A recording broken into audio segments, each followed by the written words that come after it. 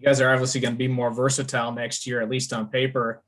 Have you thought much about playing small, going big, and how you'll work those lineup combinations yet? I think we have options. I think that's the best thing. And I think the thing I've challenged our coaches and we've talked about, can we have a system where we can make the easy transition from either playing big or playing small? And, maybe a little different look. I think one of our worst things last year was transition. Our defense got better as the year went on. I think we talked about it. We went from one of the worst in the league to, I think we ended up 6th in a lot of categories with our stretch down the end and that last month of the season. It was one of the better defenses. So now you get your defense better. Now you got to finish in transition, and that'll be a key. But hopefully, with Mark Smith and Marquise, and then the continued development of our other guys, we can be better in transition. But again, it depends on, Ish. We haven't coached him yet. Monty coming back.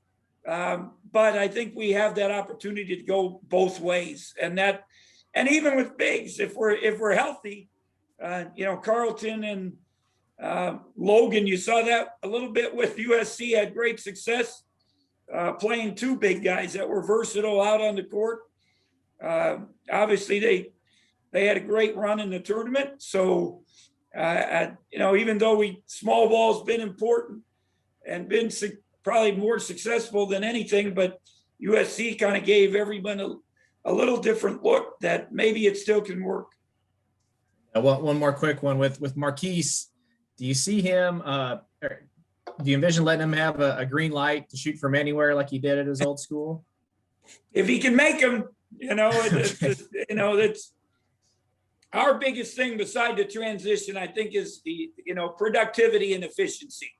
And that's got to be the thing. And we talked a lot about Baylor all year. They won it. I said it back in December. They had a chance.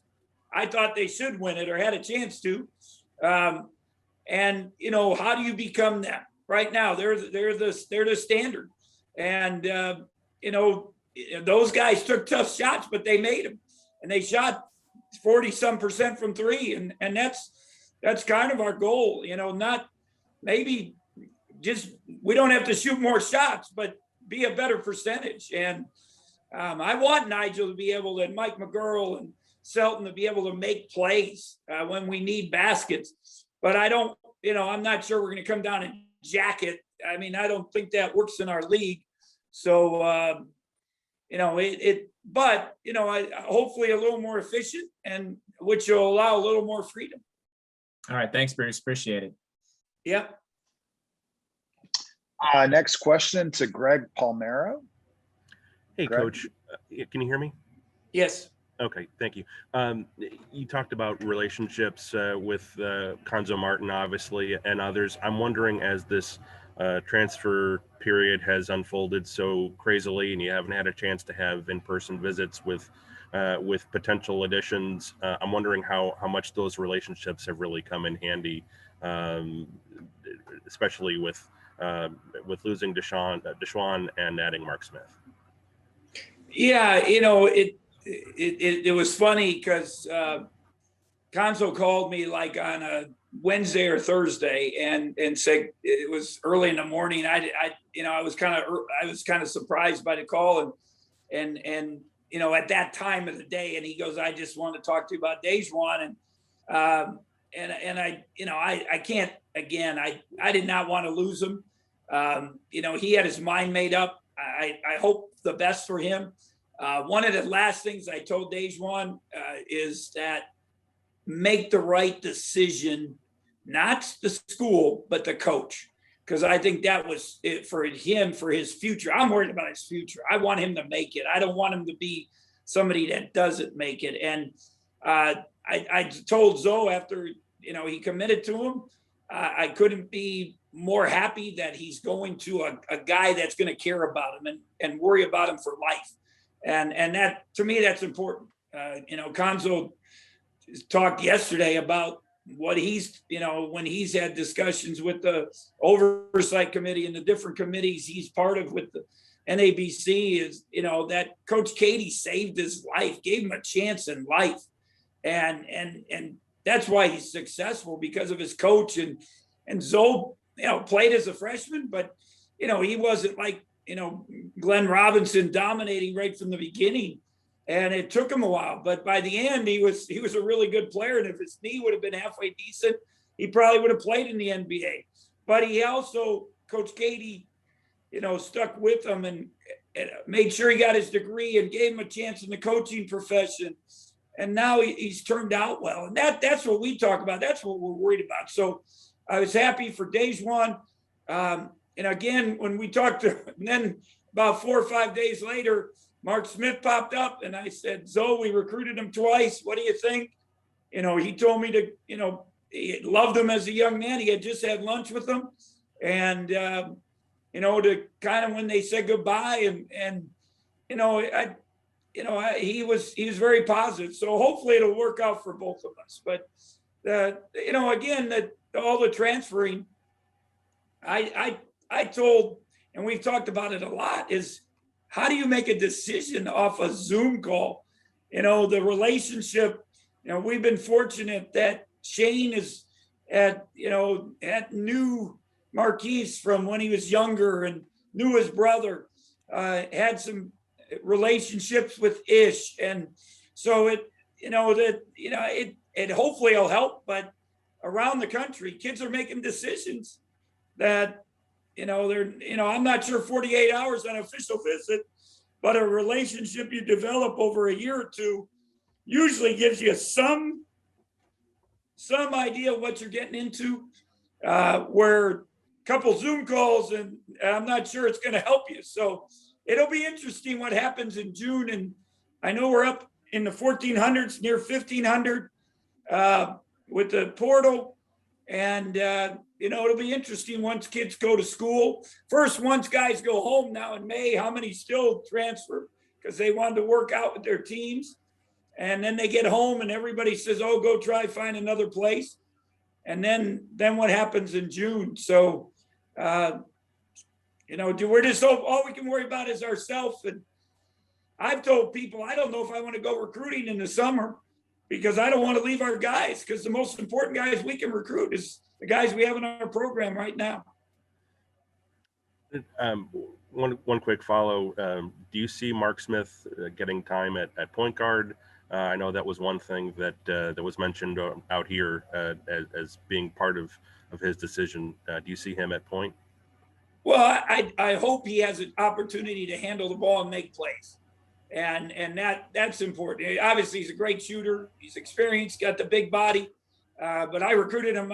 I think I might have been one of the first ones to offer him, to be honest, when he was, because he played baseball and didn't get much pub. And I remember going there to watch him. And then obviously he blew up then. But one of the things I thought he really did well was pass the basketball. And that, I talked about our team and the challenge for our coaches. We want to emulate what Baylor did, where they had 3 guards that all could make plays. They all could they could all handle, they could all pass. And that, if we're going to be what the vision I want to be and what I think we can be, then we'll have, not only Nigel, Marquise, but we'll have Mark, Mike, McGurl, Selton, everybody handling the ball, making plays, and it'll make us much more effective. And last for me is Luke. Obviously, he had a rough go with injuries this year, and you said obviously, and if this were regular times, he would have redshirted this past year. But what do you see next for his development? Well, I just kind of thought about it.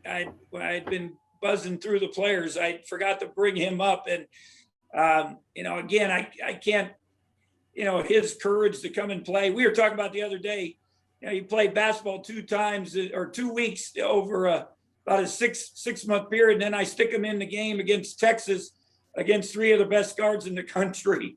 It wasn't almost fair to him, but he did not back down. I loved his toughness. I loved his His defense was the thing that really surprised me. And now he's just got to get back, get some reps, get in the gym.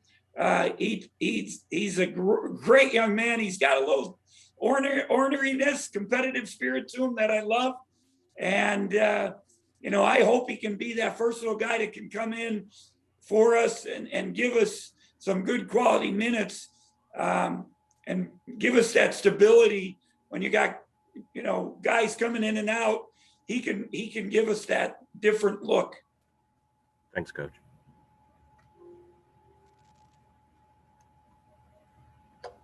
Sorry. Next question to Michael Goins. Well, Bruce, you mentioned Montavious Murphy a little bit earlier. What does a healthy Montavious do to transform your roster and your overall team's playing ability?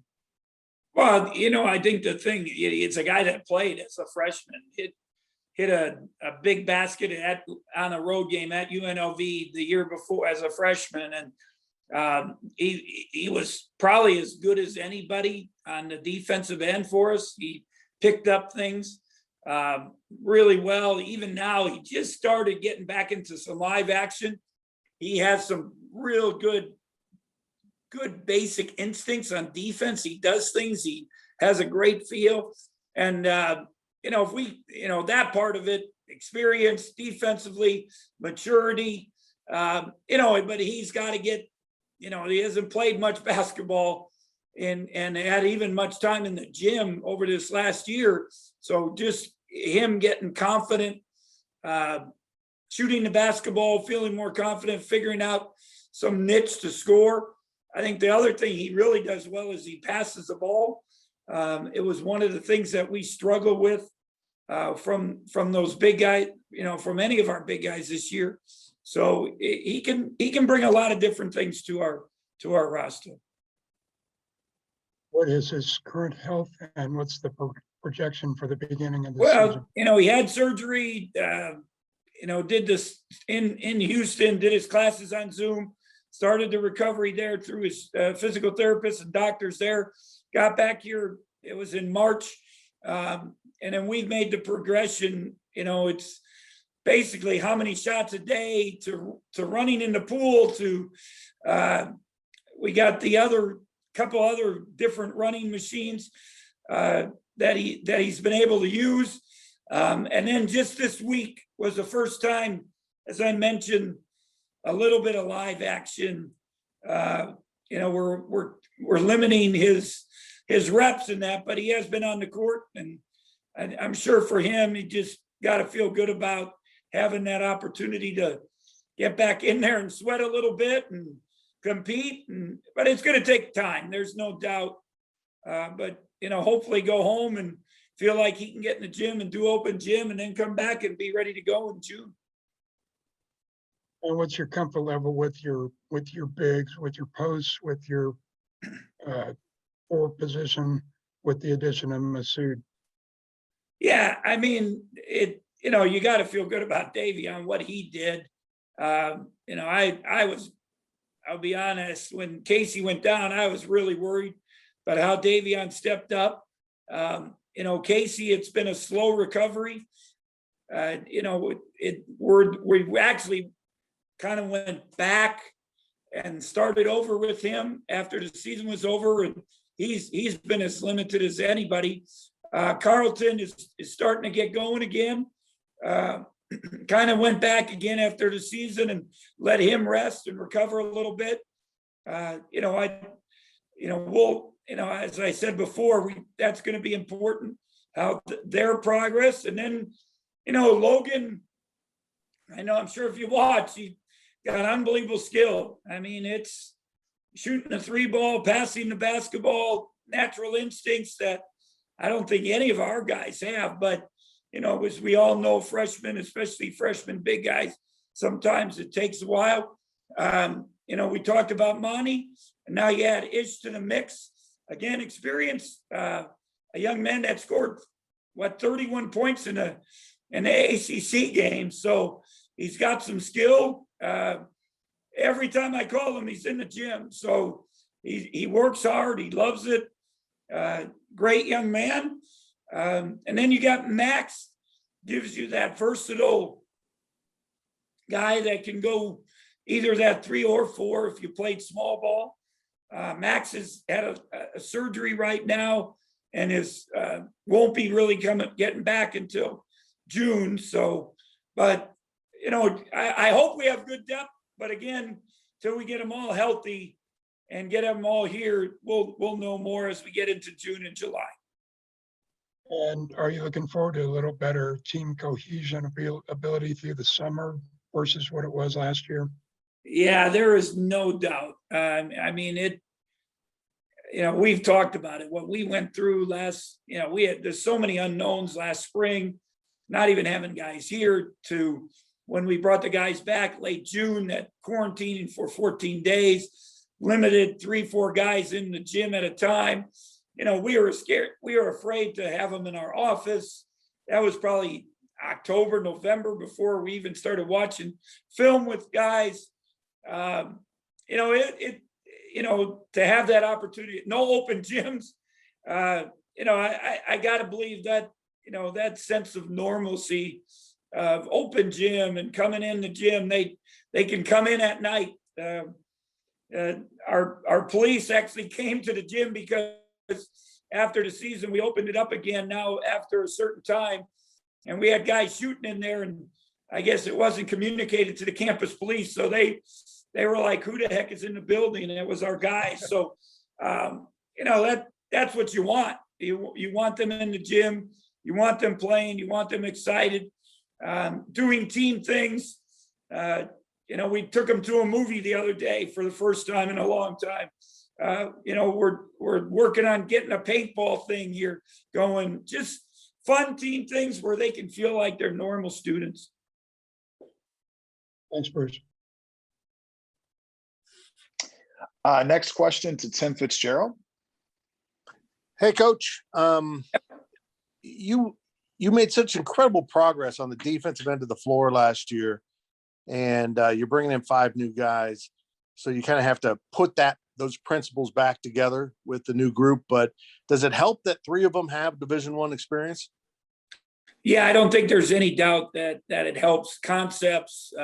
Obviously, Conzo's been a pretty good defensive coach, so Mark's been in that system, along with being at Illinois, having that background. There's no doubt when they know how to guard things. I'd still go back to my days with USA basketball a couple summers ago, and Tyrese Halliburton, Isaac Likely, Reggie Perry, guys that have played before. When we talked about certain concepts, how to guard and stuff, they knew we didn't have to sit there and talk them through it. Where the young guys, they had no clue what we were talking about. And so it helps. There's no doubt about it. And we have, I think with Selton, you developed a defensive stopper along with Mike. I think rim protection is going to be important. If we can get better at that. We started getting steals at the end of the year, which we've always been pretty good at. Now we just got to finish in transition. Marquise gives us another guy that can put pressure on the basketball. Max gives you he can guard. I promise you, he can guard people even as a young guy. So I think you got a good mix, and the older guys. We had so many new guys last year that we had to start over with the system, because I know you, almost every call during the year, you talked about our defense and the help side and seeing the ball and all those things. And, again, to our staff's credit, to the players' credit, we got pretty good at it. Now our main group knows what we want, so they can make sure that we're doing those things, and the other guys just got to kind of buy in and learn. Thanks, Coach. Yep. Next question to Kellis Robinette. I know it's probably too early to think about anything like a 4 tour like you had planned last year, but do you have anything planned to help the guys play this summer? I would love to do it. We're still, I think they're financially, and I've donated the money for our team to go in the past. So I'd be willing to do that, but we're still trying to fight our way through the financial part as a athletic department, as a university. And then just still the unknowns about going overseas. I would anticipate it would probably be next August that we'd end up going. But, we talked about a little bit about Canada, because you can go there. And that would be the only thing that, if we scrambled to do it. But I haven't heard of any other teams yet making the move, saying they're going to go this year. And we know a little bit about the schedule next year: Wichita State, the tournament, Kansas City, Nebraska. What's your ideal plan for the rest of the slots you got there? Well, then you got the Big East Challenge. You still have the SEC Challenge.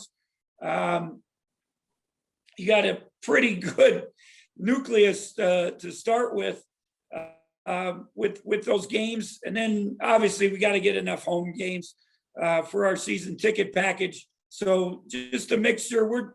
I think there's, we're going to have that 5 or 6 games that are home games to mix in with the ones you mentioned. And I mentioned, and then we probably got one kind of, I guess, game we'll have to decide at the end which way we go. Okay. All right. Appreciate it, Bruce. And Thanks for the your thing, time. when we've analyzed the net, sometimes it's not, if you play teams, if you watch Texas Tech, I think they're a prime example. I think they have such a high rating because not only do they beat the bad teams, but they beat them soundly.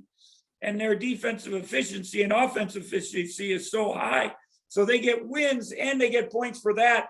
I've talked to actually the NCAA about to me, it's a little bit of flaw in the system, but it's